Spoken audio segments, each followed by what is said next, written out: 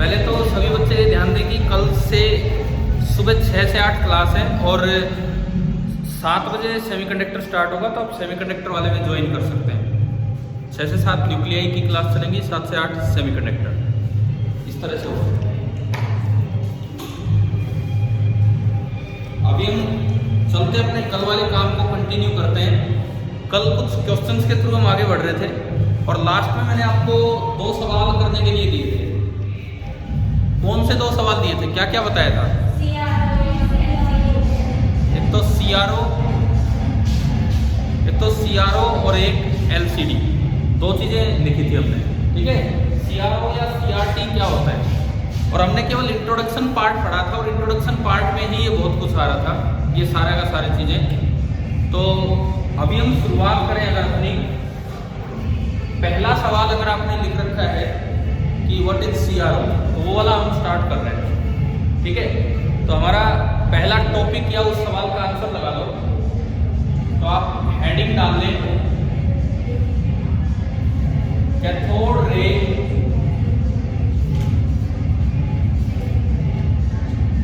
Oscilloscope, cathode ray oscilloscope, ये आपका होता है CRO।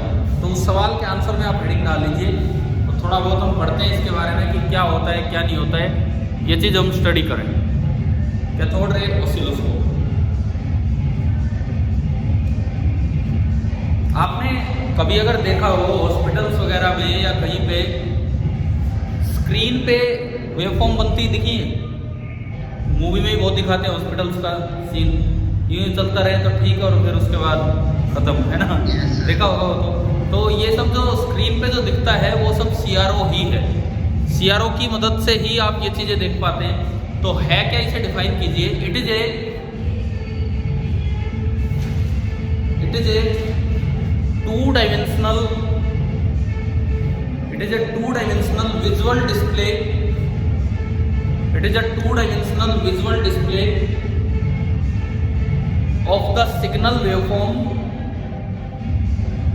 two-dimensional visual display of the signal waveform on a screen, comma, giving an electronic engineer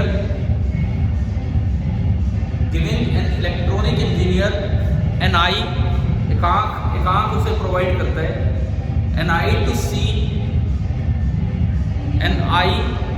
see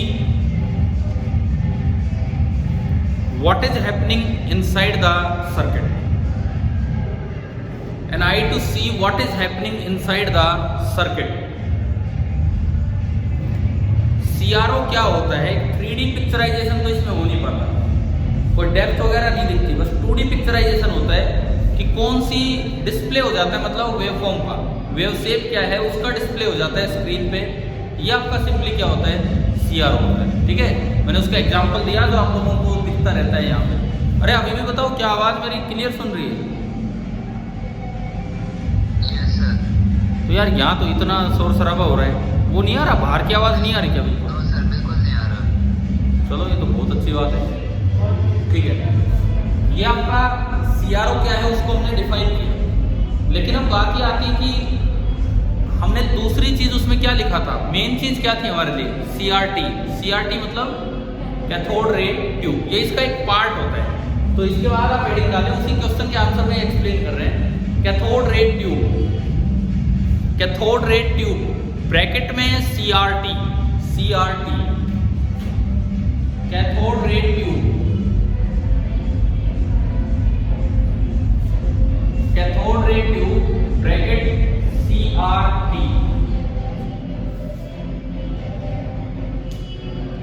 देखिए CRT क्या है, इस मशीन का जो सबसे मेन पार्ट है वो है CRT। तो एक लाइन पे लिख दो, CRT is the heart of CRO, CRT is the heart of CRO।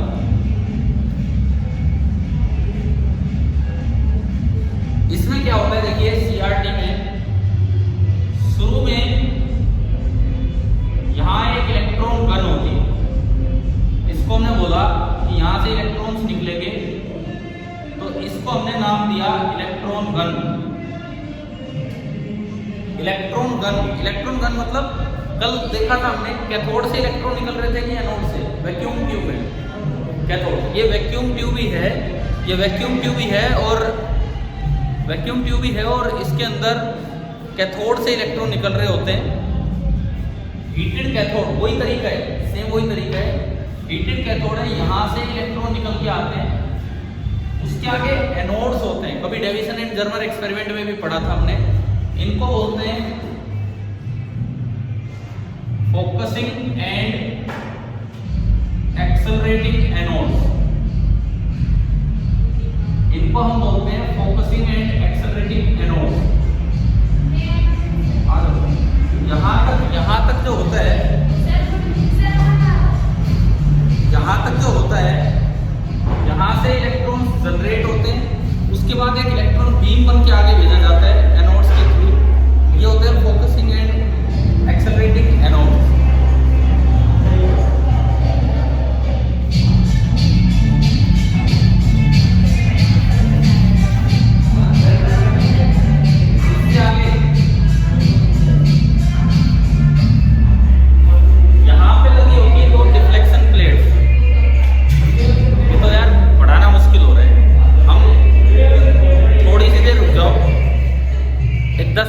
Break ले रहा हूँ, कुछ ज़्यादा ही तेज आवाज़ें आ रही। क्या आपको अब भी नहीं सुनाई दे रही? सुन रहे हैं? आवाज़ सुन रही है बाहर से? अरे तो बहुत ही तेज हो रही है, यहाँ तो मेरा बोलना मुश्किल हो रहा है। थोड़ा सा एक 5-10 मिनट का ब्रेक ले रहे हैं, 5-10 मिनट बात कर रहे हैं और कुछ नहीं।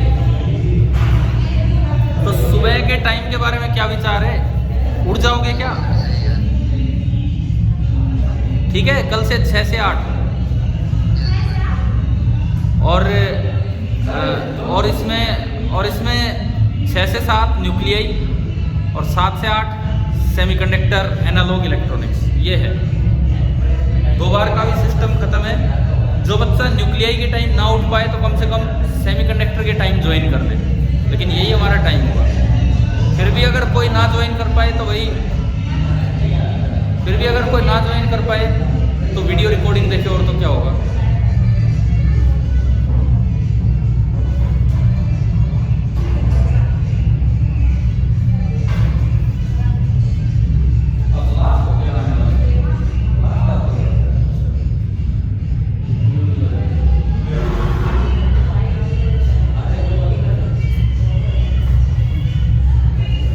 चलिए देखते हैं इसको, कैथोड रे को आगे बढ़ते हैं।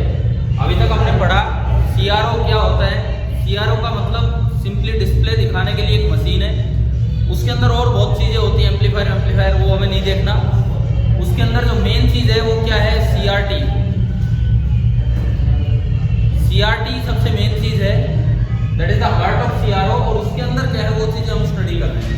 तो सबसे पहली चीज़ है इलेक्ट्रॉन गन, उसके बाद है focusing and accelerating anodes, then उसके बाद लगी होती है कुछ डिफ्लेक्शन प्लेट्स। इस तरह से लगे होते हैं, 2 सेट होता है पूरा। एक तो यूं, ये तो है वर्टिकल डिफ्लेक्शन देने के लिए। एक तो ये वाली प्लेट्स है, इनको हम बोल देते हैं वाई प्लेट्स। इनके सामने हॉरिजॉन्टल डिफ्लेक्शन देने के लिए 2 प्लेट्स होती हैं।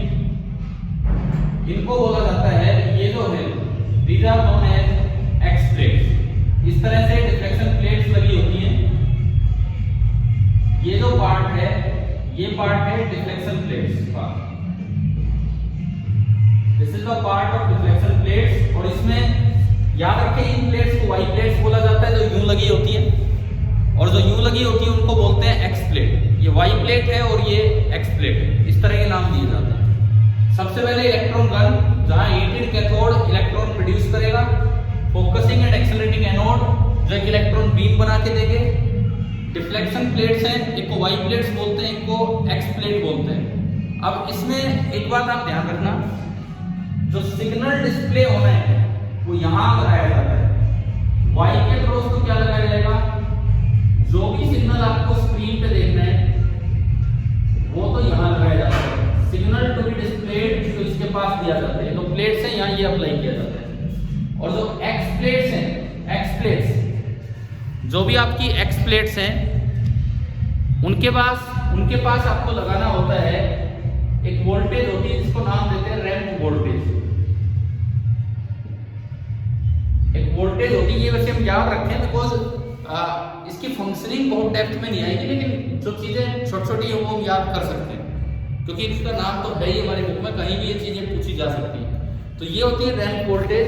रैंप वोल्टेज एक स्पेशल वोल्टेज होती है जो यूं जाएगी वोल्टेज विद टाइम, फिर एकदम से जीरो होगी, फिर लीनियरली इंक्रीज होगी, फिर एकदम से जीरो होगी, फिर लीनियरली इंक्रीज होगी। ये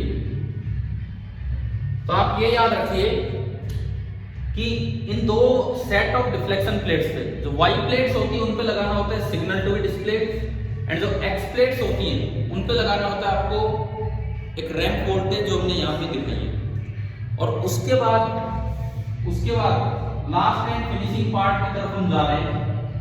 यहाँ पे सीधा पार्ट बन के एंड लास्ट में डिस्प्ले आता है, डिस्प्ले। ये मैं थोड़ा इधर कर दूं, इसको दिख जाए आपको अच्छे से। देखिए इसमें क्या होता है, यहां एक अलग तरह की कोटिंग होती है। यहां वाली कोटिंग का पर्पज होता है कि अगर कोई इलेक्ट्रॉन साइड में आ गया तो उसे कलेक्ट कर देना, बस ये पर्पज है। चमक पैदा करने वाली कोटिंग नहीं है, एक्वाडाइक कोटिंग बोलते हैं इसे। ये जो साइड में है this is known as aquadag coating. और इसके सामने ये जो स्क्रीन है, यहाँ पे एक स्पेशल कोटिंग होती है जिसपे इलेक्ट्रॉन जाके चमक पैदा करते हैं। फॉस्फोरेंट कोटिंग आप इसे बोल सकते हैं। फॉस्फर की कोटिंग इस पे की जाती है, ये फॉस्फोरेंट स्क्रीन, इस तरह की स्क्रीन। ये आपकी सीआरटी ट्यूब होती है पूरी। एक सीआरटी ट्यूब के बारे में मैंने यहाँ पे बताया कि क्या है क्या नहीं।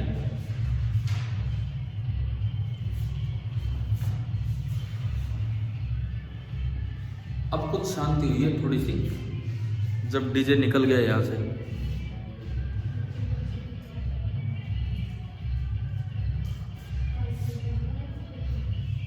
देखो अब सीआरटी ट्यूब के बारे में मैं फिर से बता देता हूँ। सीआरटी सीआरओ का मेजर पार्ट है। सीआरओ में और भी कई चीजें लगी होती है जो हमें नहीं पढ़नी। सीआरटी इसका मेजर पार्ट है, जिसके अंदर शुरू में हीटेड कैथोड से इलेक्ट्रॉन गन बनाई जाती है।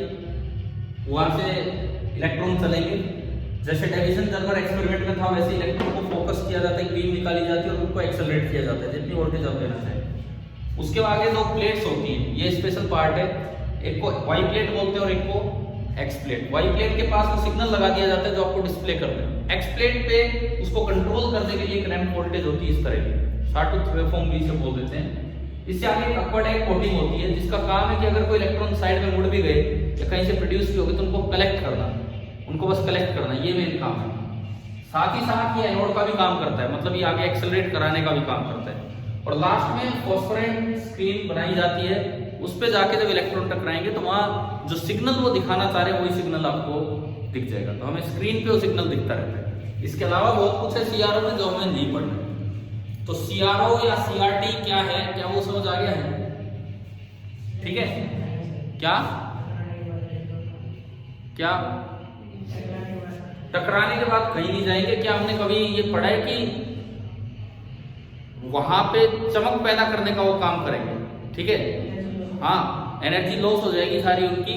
वो जो इलेक्ट्रॉन आएंगे वो टक्कर मारेंगे और वहां पे चमक पैदा, जैसे अल्फा वाला जिंक सल्फाइड में नहीं कर रहा था, हमने पढ़ा था वो जल अल्फा रे स्कैटरिंग एक्सपेरिमेंट में जिंक सल्फाइड, ऐसे ही इनका होगा। ठीक है, कुछ जो नहीं टकराए उनको एक्वाडाइक एब्जॉर्ब कर लेगा, कुछ टकरा गए वो अपनी एनर्जी लूज कर जाएंगे लेकिन वहां पे चमक पैदा हो जाएगी, लाइट में कन्वर्ट हो जाएगी, है ना। तो ये आपका था सीआरओ या सीआरटी। इस पे किस टाइप का क्वेश्चन बन के आ सकता है? हाँ जी भाई, ये बना लिया सभी ने डायग्राम? Yes sir. नहीं बनाया है तो बना लो, 2 मिनट रुक रहा हूँ, आप बना लीजिए। और फिर मैं इस पे एक क्वेश्चन लेता हूँ।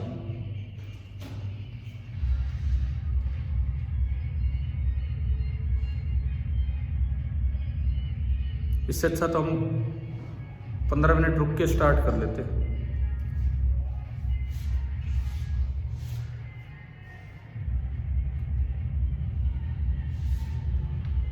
चलो इस पे एक सवाल लिखें सीआरटी ट्यूब पे, मतलब जो मैंने पढ़ाया मतलब इस तरह से बहुत डेप्थ में नहीं आएंगे क्वेश्चन, लेकिन क्या आ सकता है वो लिखिए आप।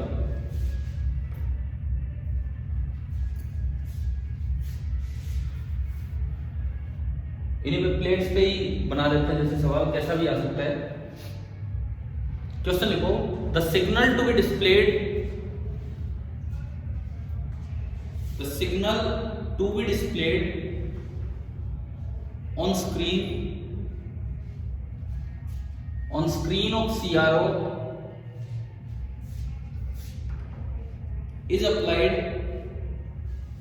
on screen of CRO is applied। अब आप चार ऑप्शंस लिखिए।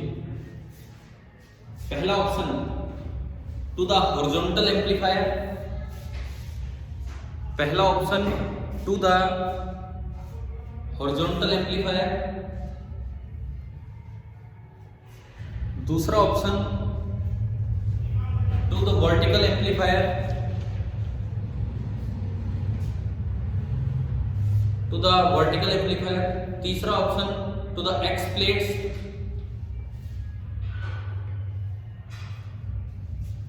एंड चौथा option to the Y plates.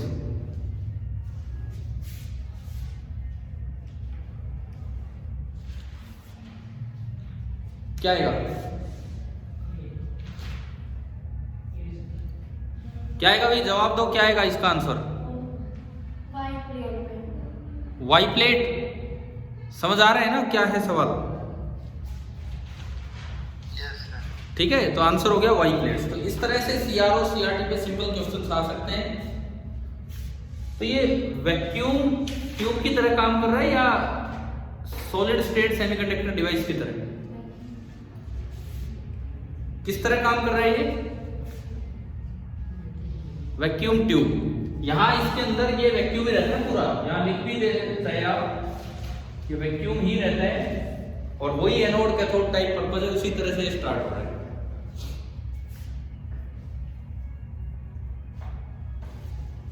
एक इसमें हम इसकी प्रैक्टिकल एप्लीकेशंस नहीं, हम साइंटिफिक एप्लीकेशन देख रहे हैं कि कहां पे ये चीज हमारे लेवल पे कहां यूज हो सकता है। तो यहीं पे लिख दो इसके बाद scientific applications of CRO,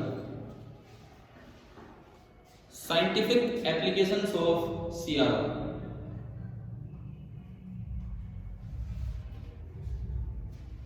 scientific applications of CRO. आपने मैग्नेटिज्म में हिस्टैरिसीस कर्व पढ़े, बीएच कर्व, तो उनको प्लॉटिंग, उनकी प्लॉटिंग सीधी देख लेते हैं सीआरओ कर्व पे। पढ़े हैं ना हिस्टैरिसीस कर्व ये सब? तो हाँ, तो पहला लिखो, पहली एप्लीकेशन। मैं जो अपने लेवल पे समझ सकते हो कर रहे। Number 1, finding B H hysteresis curve, finding B H hysteresis curve. Hysteresis ये मैग्नेटिज्म की बातें हैं, फेरोमैग्नेटिज्म और उन सब में हम ये सब पढ़ते थे। ठीक है, दूसरी एप्लीकेशन आपने +1 में स्ट्रेस स्ट्रेन ग्राफ भी बनाए होंगे, है ना? वो सब इनसे डायरेक्ट दिखते हैं। दूसरी एप्लीकेशन आप लिखो, study of stress strain curve.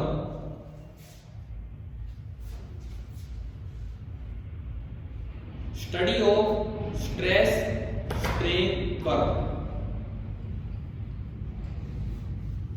क्या +1 में ये वर्ड सुना है? अगर देखा हो तो बताएंगे, नहीं तो नहीं। एसएचएम वाले चैप्टर में क्या ये वर्ड आया था? नहीं। देखते हैं। हाँ भाई बताओ, किसी को ध्यान आ रहा है ये वर्ड? किसी को भी? निशात फिगर, इधर से गर्वित,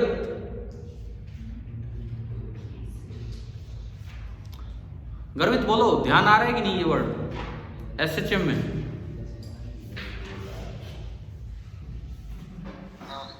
नहीं आ रहा।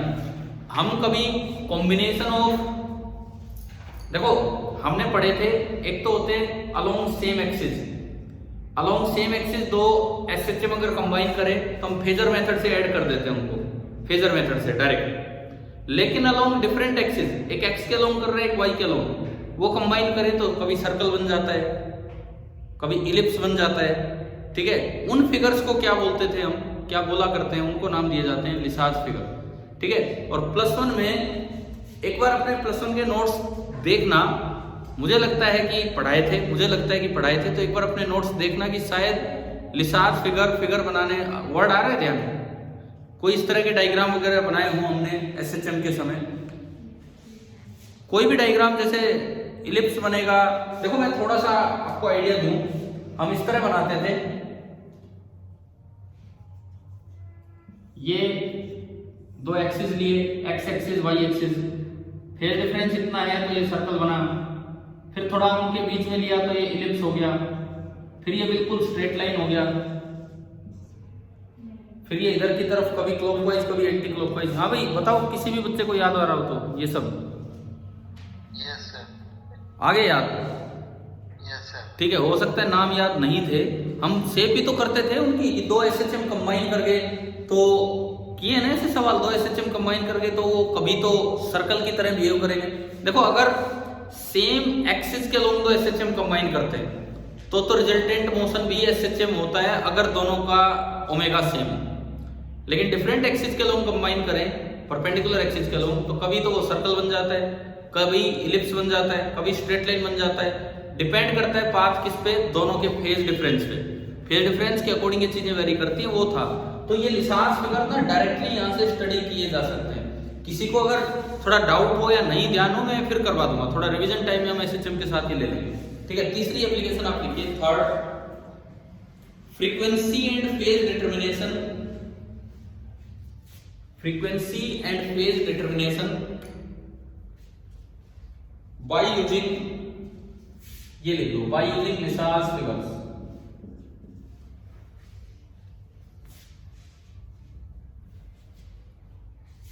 अभी क्लास में जिस भी बच्चे को अगर नहीं याद आ रहे हैं तो मैं ये SHM के रिवीजन में, अब आगे रिवीजन ही लेंगे तो उसमें ये काम हम करेंगे, अच्छे सवाल होते हैं ये तो।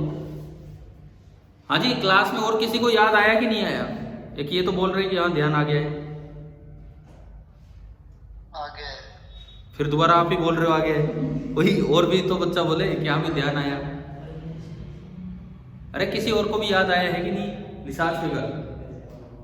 चलो कोई नहीं, हम देखते हैं, आगे बढ़ते हैं।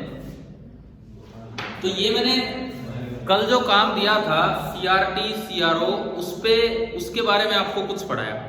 दूसरा क्या सवाल था हमारा कल कि CRO तो वैक्यूम डायोड थे, इनको रिप्लेस करके कौन आया था?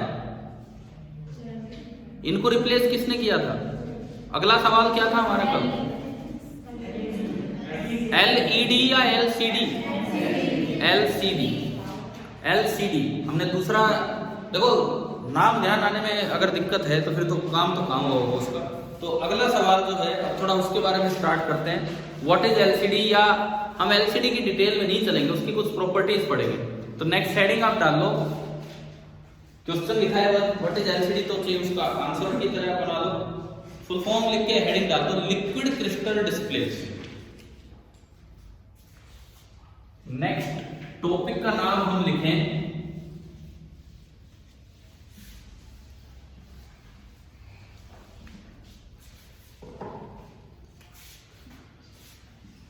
लिक्विड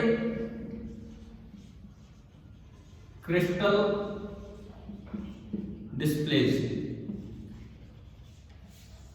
एस लगा दिया तो पहिया, मतलब ये है LCD। वैसे तो आप सभी ने नाम सुना ही होगा LCD, अपने घर वर में या कहीं आसपास दुकान पे यूज होता है ना, LCD है ये इस तरह से। तो ये होते क्या है, इसके बारे में आप 3-4 प्रॉपर्टीज याद कर लो, क्या है क्या नहीं। सबसे पहली बात, इसमें एक नया नाम आ रहा है, लिक्विड क्रिस्टल। ये लिक्विड है कि सॉलिड है? लिक्विड क्रिस्टल लिक्विड होते हैं कि सॉलिड होते हैं? तो पहला पॉइंट आप ये लिख लीजिए कि लिक्विड क्रिस्टल क्या होता है। लिखो, liquid crystals have certain crystal properties,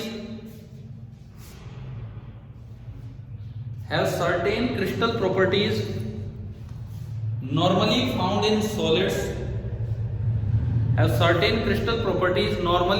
in solids, comma yet flow like liquids।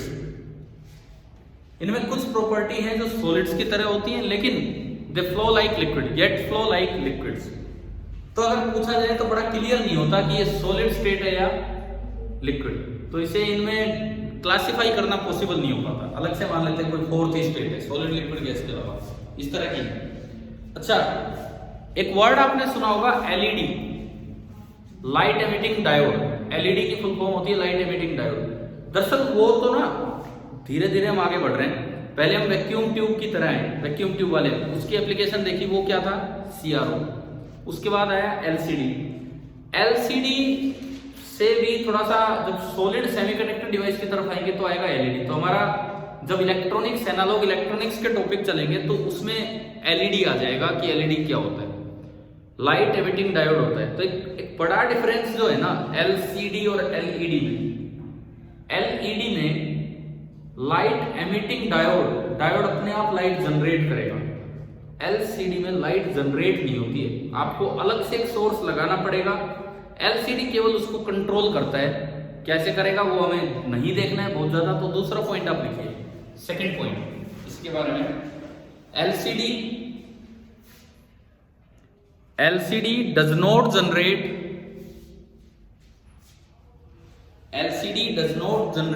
Light energy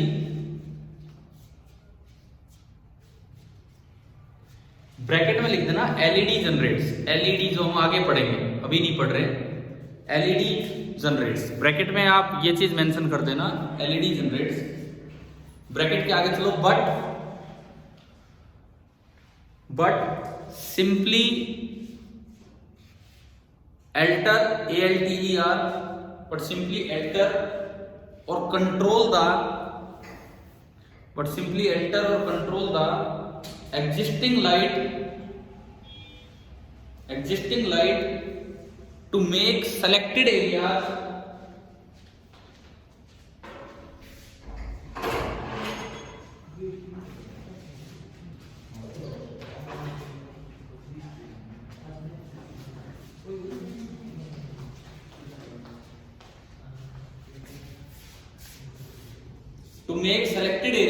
appear bright or dark, to make selected areas appear bright or dark।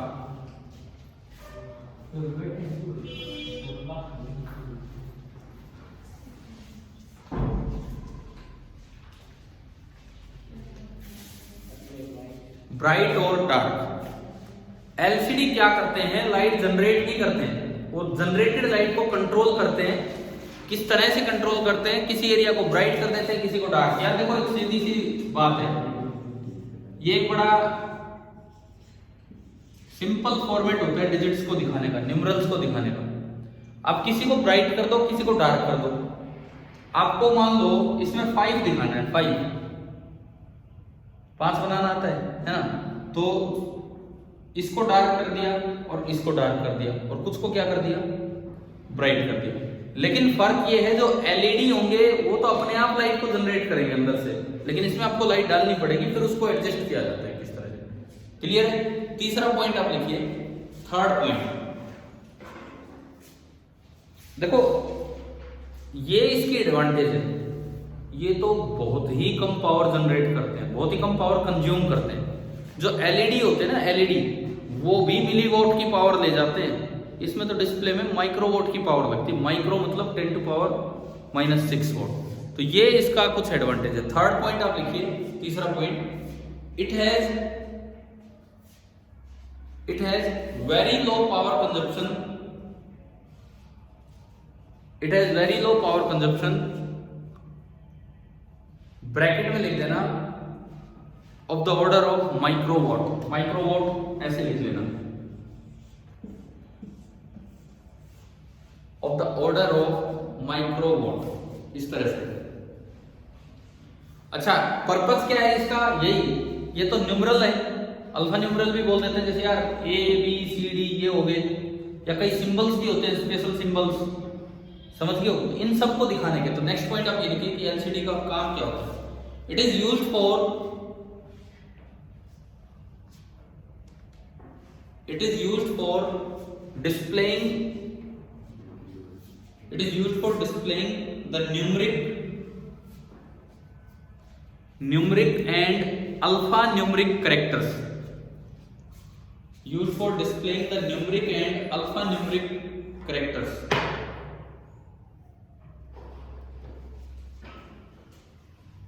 अच्छा, एक और इसका एडवांटेज ही है वो भी, इसका जो साइज है ना, आप डिस्प्लेइंग साइज कितना भी बड़ा कर सकते हो। एलईडी में ये एडवांटेज नहीं है, इस पर डिस्प्लेइंग साइज आप अपने अकॉर्डिंग बना सकते हो। एलसीडी जब आप बनाओगे कि कितने भी बड़ा आप डिस्प्लेइंग साइज ले सकते हो। लिखिए आप नेक्स्ट एडवांटेज, मतलब advantage in next point, the display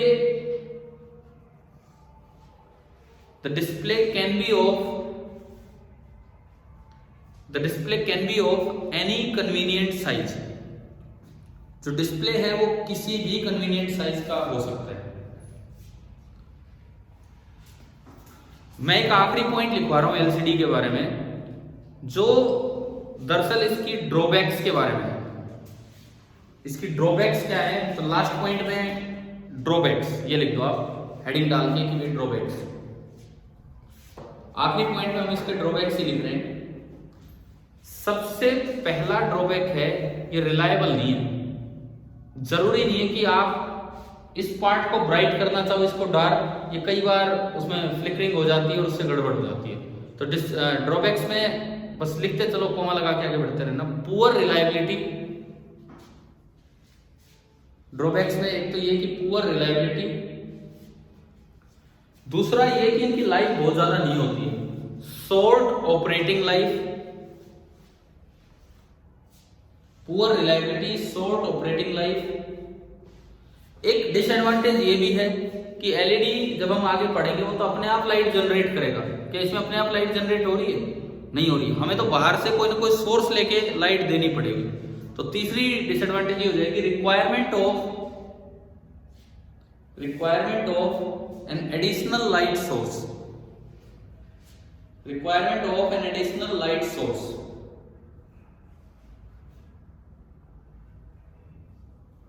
और एक और इसकी डिसएडवांटेज ये है कि ये डीसी पे काम नहीं करते, ये किस पे काम करते हैं? एसी। और उसमें भी खास बात, एसी भी केवल किस रीजन के, किस रेंज के, जिनकी फ्रीक्वेंसी इससे नीचे भी ये काम नहीं करता और इससे ऊपर भी ये काम नहीं। हमारे घर में जो एसी आता है कितना, 220 हर्ट्ज, 50 हर्ट्ज, समझ गए हो? तो ये काम करेंगे, समझ रहे हो ना? ये फ्रीक्वेंसी फिक्स होती है, घर में वोल्टेज कम डाउन हो सकती है लेकिन फ्रीक्वेंसी फिक्स होती है, तो वहां पे काम कर रहे होते हैं, इस रीजन में ये काम करते हैं। तो नेक्स्ट ड्रॉबैक में आप ये लिख लीजिए कि operates only for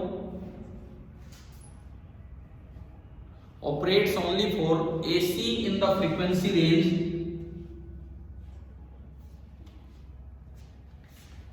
operates only for AC in the frequency range. ये रेंज लिख दो 25 हर्ट्ज टू 50 हर्ट्ज, इस रेंज में ये काम करते हैं।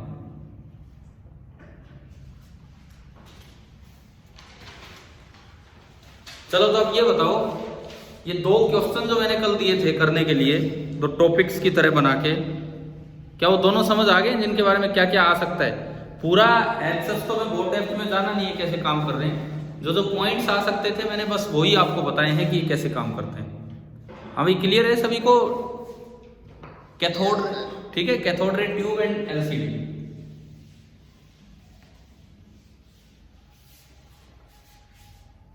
अब देखो अगला जो हमारा सवाल बनेगा, हम सवालों के थ्रू ही देखो यहां तक तो क्या कवर हुआ है आपका, ओनली इंट्रोडक्शन। कल पढ़ाया था मैंने बुक का ये चैप्टर ऐसा है कि आपको एक एक पॉइंट पढ़ के जाना होगा थ्योरी का, एक एक पॉइंट। तो इन 8-10 सवालों में तो हमारा केवल इंट्रोडक्शन पार्ट, मतलब हम चैप्टर में घुसे हैं अभी। इलेक्ट्रॉनिक्स तो स्टार्ट भी नहीं हुआ, एनालॉग इलेक्ट्रॉनिक्स ढंग से किस तरह से काम करेंगे सेमीकंडक्टर वाले, ठीक है। अब अगली जो चीज है, अगला सवाल ही बना के लिखो आप, वही बेटर रहेगा। Next question, classify metals semiconductors and insulators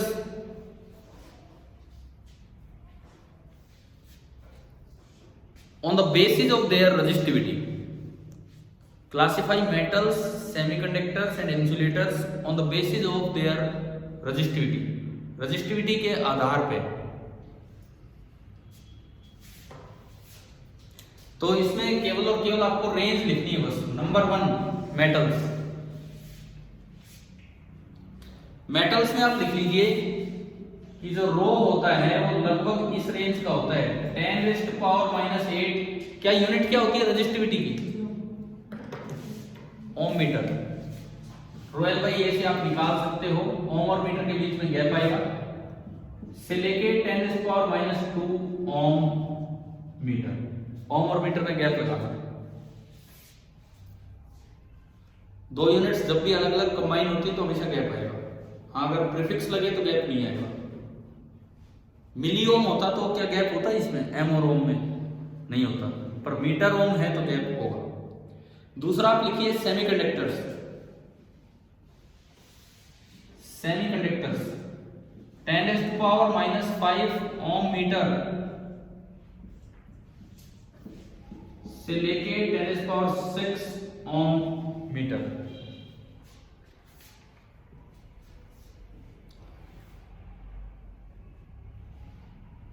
और तीसरा लिखिए इंसुलेटर।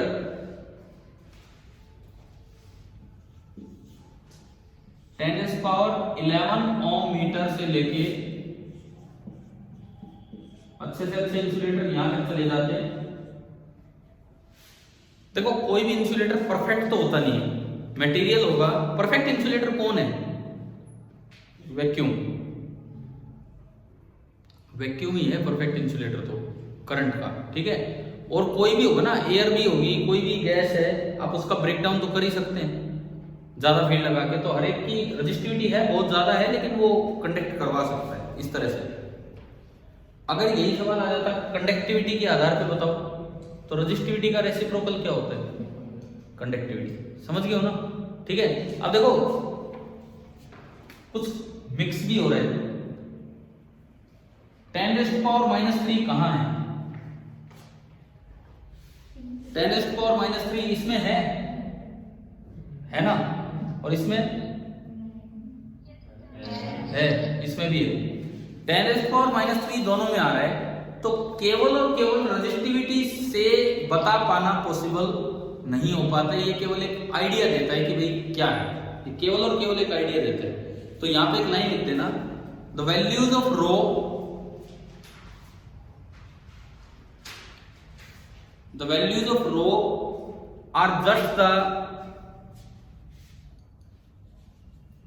indicative values.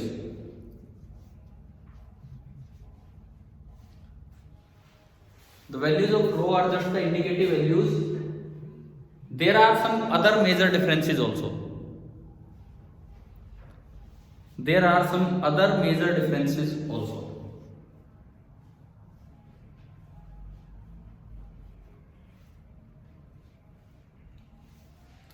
अब देखो, हमारे काम की रेंज कौन सी है इस चैप्टर में? हम कौन से चैप्टर पे चल रहे हैं? सेमीकंडक्टर। सेमीकंडक्टर की रेंज कौन सी है? तो ये थोड़ा दिमाग में रखें। हाँ, इससे बाहर भी हो सकता है, ऐसा नहीं कि हार्ड एंड फास्ट है, इससे बाहर भी जा सकता है, लेकिन एक एवरेज सी रेंज हमारे दिमाग में हो कि सेमीकंडक्टर्स की रेंज चलती है 10⁻⁵ ओम मीटर से लेके 10⁻⁶ ओम मीटर। तो इस पे हमारा ध्यान रखें, ठीक है। अगला सवाल, जब तक एक ढंग का टॉपिक नहीं आ जाता, हम सवालों के थ्रू चीजों को सीख रहे होंगे, ठीक है। तो नेक्स्ट क्वेश्चन आप ये लिखिए कि give examples of elemental semiconductors. Give examples of elemental semiconductors. जो प्योर एलिमेंट ही अपने आप में सेमीकंडक्टर होगा, प्योर एलिमेंट ही सेमीकंडक्टर होगा। तो उसके दो एग्जांपल जो कॉमन रहेंगे इस चैप्टर के लिए, क्या क्या? Silicon and germanium. शायद आपने पहले भी सुन रखे होंगे कि भाई ये एलिमेंट है जो सेमीकंडक्टर है। Silicon and germanium. आ गया समझ? ठीक है, अगला सवाल, give examples of compound semiconductors.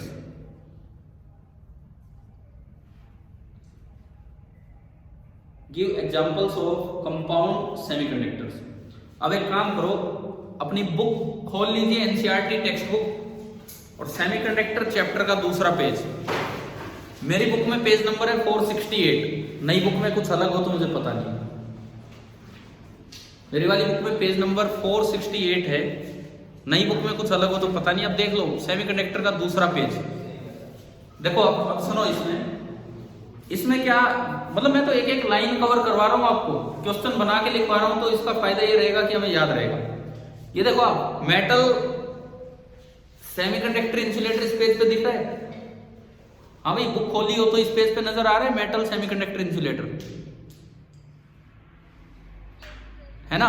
तो उसमें आप ये रेजिस्टिविटी, कंडक्टिविटी ये सब दिखा रखा है इन्होंने।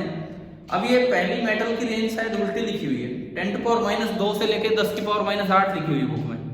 वो तो हाई से लो थोड़ी लिखते हैं, लो से हाई लिखते हैं, इस तरह से लिखना होता है। इसके थोड़ा नीचे आप आओगे तो इन्होंने वो टाइप दे रखे हैं, एलिमेंटल सेमीकंडक्टर, सिलिकॉन और जर्मेनियम। तो मैंने अभी क्वेश्चन आपसे पूछ लिया एग्जाम्पल ऑफ कंपाउंड सेमीकंडक्टर, तो बिल्कुल टाइप बना के वहां से लिख लो। 3 तरह से उन्होंने बांट रखे हैं। कौन कौन से बांट रखे हैं कंपाउंड में? सबसे पहला कौन सा नाम दिया इन्होंने? इनऑर्गेनिक। तो आप वही लिख दो, कंपाउंड सेमीकंडक्टर्स का आंसर वही से लिखो, बुक से देख के कॉपी में जरूर लिखना। सबसे पहला तो है इनऑर्गेनिक। सबसे पहला है इनऑर्गेनिक। उसके एग्जांपल क्या दिए इन्होंने? Cadmium sulphide, gallium arsenide, CdSe, InP। ये लिख दो आप, बुक से ही देख के लिख लो। और ये एग्जांपल्स याद रखना, कहीं भी इस पे सवाल बना के आ सकता है, कहीं भी। फिर क्या होगा, सवाल आ जाएगा तो फिर ढूंढते रहेंगे, भाई एनसीईआरटी में यहाँ था, आगे से फिर उसको पढ़ना स्टार्ट कर देंगे। अभी तक हालांकि आया नहीं इस पे। दूसरी कैटेगरी कौन सी दी इन्होंने? ऑर्गेनिक। ऑर्गेनिक सेमीकंडक्टर भी होते हैं। आप ऑर्गेनिक केमिस्ट्री पढ़ते हो ना, 12th में तो काफी पार्ट पढ़ते होगे ऑर्गेनिक केमिस्ट्री का, ठीक है? तो वहां तो मुझे नहीं लगता कि सेमीकंडक्टर वाली बात आएगी केमिस्ट्री में, लेकिन यहाँ पे याद रखिए ऑर्गेनिक सेमीकंडक्टर, एंथ्रासीन, डॉप, थैलोसाइनिन, ये P साइलेंट है, लिख लिए नाम बुक से, ठीक है? और जो थर्ड है उसका नाम दिया है ऑर्गेनिक पॉलीमर्स। थर्ड जो है उनका नाम दिया है ऑर्गेनिक पॉलीमर। पॉलीमर क्या होते हैं? जो पीवीसी पाइप पॉलीमर है कि नहीं, ये बताओ। बिल्कुल, पीवीसी जो पाइप है, आपके लेवल पे इस पे क्या क्वेश्चन आ सकता है? सुनो, यहां नहीं मैं बात कर रहा हूं, मैं तो EMI पे चला गया। दो पाइप लिए, एक एल्यूमिनियम का पाइप है और एक पीवीसी। एक एल्यूमिनियम पाइप है और एक पीवीसी, दोनों लॉन्ग पाइप हैं, थोड़े से बड़े हैं, मतलब जैसे इस रूम की जितनी ऊंचाई इतनी। दोनों में से मैंने आइडेंटिकल मैग्नेट को ड्रॉप किया। कौन सा मैग्नेट जल्दी नीचे निकलेगा, कौन सा देर में, या दोनों बराबर टाइम में? मैंने आपको पहले बता दिया, मैं EMI पे दे रहा हूँ ये सवाल, नहीं तो क्वेश्चन में आएगा नहीं कि EMI पे है, आपको सोचना होगा। ध्यान से सुने, फिर दोबारा ध्यान से सुने। दो पाइप हमने लिए, पॉलीमर बस वैसे ही ध्यान आ गया एक सवाल तो पाइप आपने दिए, एक पीवीसी का बना हुआ है और एक एल्यूमिनियम का बना हुआ है। दोनों में से मैग्नेट को ऊपर से ड्रॉप किया, सेम लेंथ के पाइप है, तो क्या दोनों मैग्नेट सेम टाइम पे नीचे निकलेंगे, या पीवीसी पाइप वाला जल्दी निकलेगा या एल्यूमिनियम पाइप वाला जल्दी निकलेगा? एक बार सोच समझ के इसका जवाब दो, एक ऑब्जेक्टिव क्वेश्चन बनता है सीधा।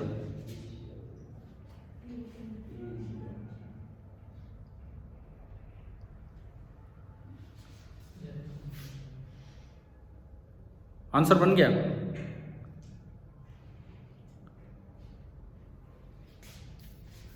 हाँ जी निकिता बोलिए, आंसर बोलिए अगर कुछ भी आ रहा है तो दिमाग में। सर एक बार क्वेश्चन रिपीट करना। क्वेश्चन ये है कि दो पाइप हैं, एक पीवीसी पाइप है और एक एल्यूमिनियम पाइप है। एक पीवीसी पाइप है, एक एल्यूमिनियम पाइप है, दोनों में से सेम मैग्नेट को ड्रॉप किया, सेम लेंथ के पाइप है, तो क्या दोनों मैग्नेट बराबर टाइम में नीचे निकलेंगे, या पीवीसी पाइप में जल्दी निकलेगा या एल्यूमिनियम पाइप में जल्दी निकलेगा? 3 ऑप्शन है।